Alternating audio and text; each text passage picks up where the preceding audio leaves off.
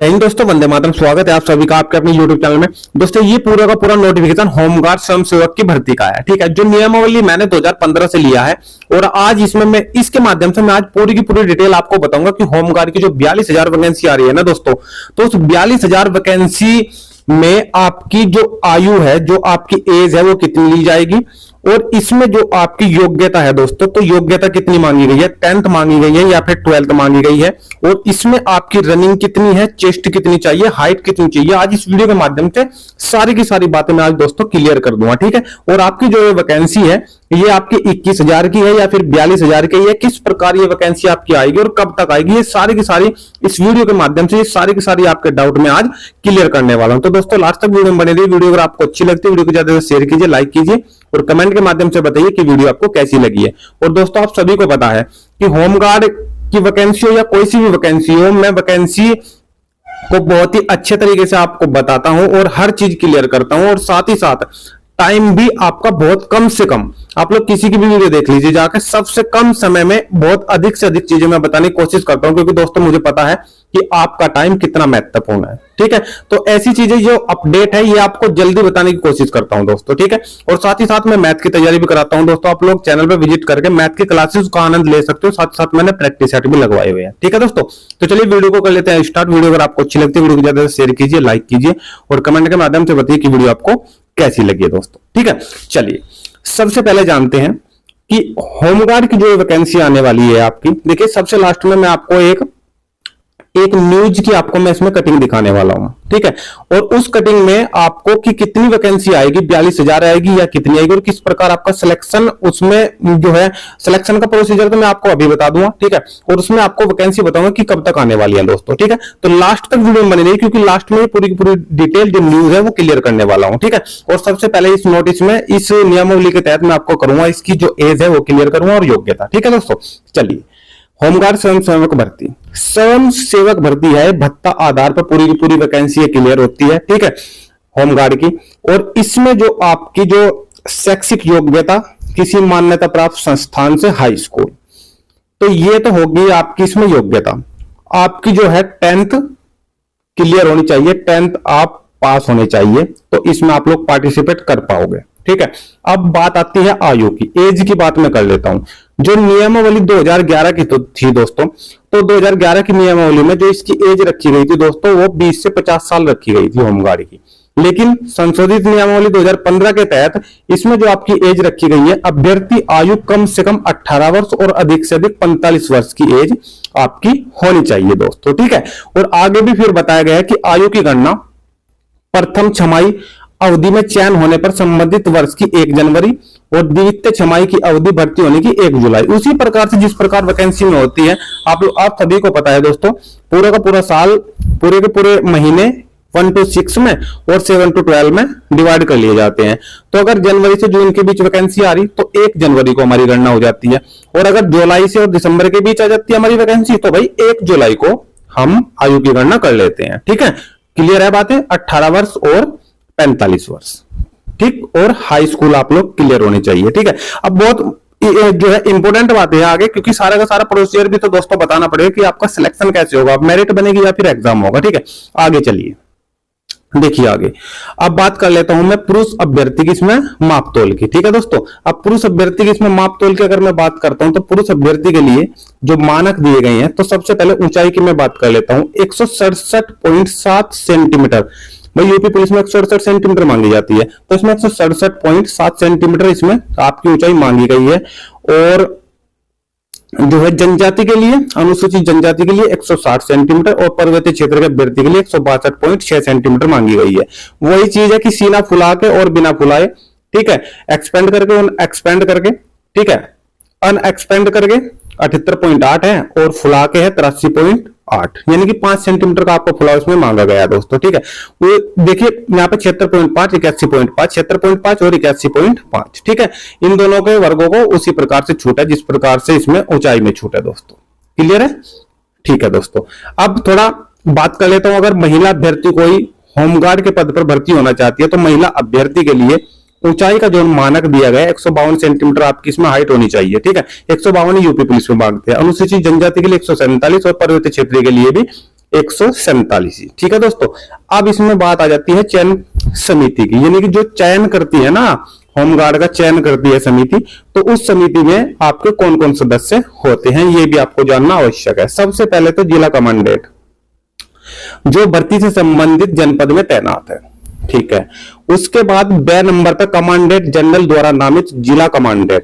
ठीक है, जिला कमांडेंट होमगार्ड जो भर्ती से संबंधित जनपद के मंडल के जनपद में तैनात है। उसके बाद जिलाधिकारी द्वारा नामित, यानी कि जिलाधिकारी नहीं होते, डीएम साहब नहीं होते, उनके द्वारा जो नामित द्वितीय श्रेणी का राजपत्रित अधिकारी है ना, गवर्नमेंट अधिकारी है, तो वो इस चयन समिति में होते हैं, यानी कि 3 सदस्य हमारी चयन समिति में होंगे दोस्तों। ठीक है, यहां तक आगे बढ़िए।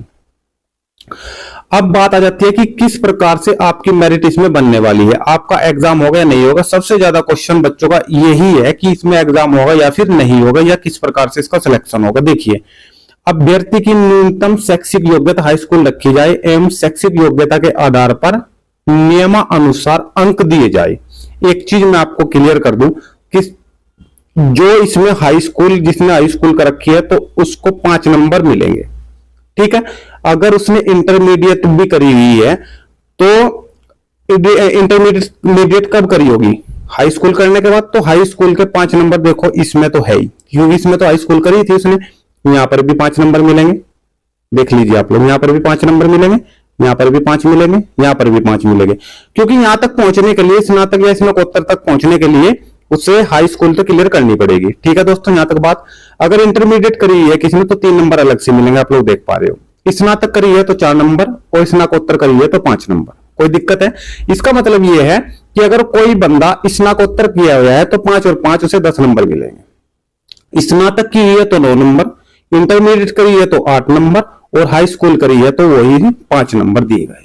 ठीक है, इस आधार पर ये नंबर तो हमारे डिवाइड हो जाएंगे। उसके बाद फिर खेल कूद के भी नंबर इसमें दिए जाते हैं दोस्तों, और वो मेरिट में ही आपके लगते हैं। ठीक है, देखिए खेल कूद की मैं बात कर लेता हूं। खेल कूद में प्रवीण अभ्यर्थियों के लिए अधिकतम 5 अंक निर्धारित है। किस प्रकार, अगर स्कूल या विद्यालय स्तर का सर्टिफिकेट है आप पे तो 1 नंबर आपको मिलेगा, जिला विद्यालय स्तर का है तो 2 नंबर, मंडल विश्वविद्यालय स्तर का है तो आपको 3 नंबर, और राज्य स्तर का है तो आपको 4 नंबर, और अखिल भारतीय राष्ट्रीय स्तर का है तो आपको इसमें 5 नंबर मिलने वाले हैं दोस्तों। यानी कि 10 नंबर आपके ऊपर हो जाएंगे ये वाले, अगर स्नातकोत्तर की ही है, और अखिल भारतीय राष्ट्रीय स्तर का है तो 5 नंबर आपके ही हो जाएंगे दोस्तों। ठीक है, आगे बढ़िए। एनसीसी सर्टिफिकेट अगर किसी पे है तो उस केस में अलग नंबर आपको मिलेंगे। ठीक है, अगर कोई एनसीसी क्वालिफाई है, यानी कि एनसीसी सी सर्टिफिकेट अगर किसी पे या भूतपूर्व सैनिक है तो उसको 5 अंक पूरे मिलेंगे। एनसीसी बी सर्टिफिकेट है तो 3 नंबर उसको मिलेंगे, और एनसीसी सी सर्टिफिकेट या कैडेट प्रमाण पत्र है तो ये उसको ये 2 नंबर मिलने वाले हैं दोस्तों। डिप्लोमा वाले के लिए अधिकतम 10 अंकों का निर्गत किए गए, यानी कि अगर किसी ने डिप्लोमा किया हुआ है और डिप्लोमा करके वो होमगार्ड में भर्ती होना चाहता है तो 10 नंबर उसको दोस्तों ये मिलेंगे, जो मेरिट में ही आपके जोड़े जाएंगे दोस्तों। यहां तक कोई दिक्कत है? ठीक है, अब आ जाती है आपकी शारीरिक दक्षता परीक्षा। ठीक है, क्योंकि रनिंग भी होगी इसमें, और किस प्रकार से होगी देख लीजिए। शारीरिक दक्षता परीक्षा 2 किलोमीटर की आपकी इसमें दौड़ कराई जाएगी दोस्तों। ठीक है, अगर आप लोग इसे 10 मिनट में पूरा करते हो तो 5 नंबर मिलेंगे, 8 मिनट में पूरा करते हो तो 7 नंबर मिलेंगे, 6 मिनट में पूरा करते हो तो पूरे के पूरे इसमें 10 नंबर आपको मिल जाएंगे दोस्तों। ठीक है, महिला अभ्यर्थी के लिए 500 मीटर की दौड़ है। ठीक है, पहले जो थी ये 1500 मीटर की दौड़ थी पुरुष के लिए 2011 की नियमावली में, और फिर महिला के लिए ये थी 500 की जगह 400 मीटर की दौड़। अब ये 500 मीटर की दौड़ कर दी गई है। अगर महिला अभ्यर्थी इसको 2.5 मिनट में पूरी करती है तो 10 अंक। ठीक है, अगर 3.5 मिनट में पूरी करती है तो 7 अंक, 4 मिनट में पूरी करती है तो उसे 5 अंक इसमें मिलेंगे दोस्तों। ठीक है, ये महिला अभ्यर्थी के लिए होगा। ठीक है, तो ये जो पूरा का पूरा प्रोसीजर मैंने आपको बताया, तो इसमें क्या क्या चीज आई है दोस्तों। इसमें एक तो आपका जो आया है वो आया है 10th का 12th का मार्कशीट, 10th 12th, और अगर ग्रेजुएशन की है या पोस्ट ग्रेजुएट है तो इन सब के आपको नंबर मिलने वाले हैं दोस्तों। उसके बाद अगर आपने कोई डिप्लोमा किया है तो उसके नंबर मिलेंगे, और उसके बाद आपकी शारीरिक दक्षता परीक्षा यानी कि आपकी रनिंग करा ली जाएगी, और रनिंग के आधार पर नंबर मिलेंगे। एनसीसी के आपको नंबर मिलेंगे, और खेल स्तर पर अगर कोई सर्टिफिकेट है आपको तो वो नंबर भी आपको मिलेंगे।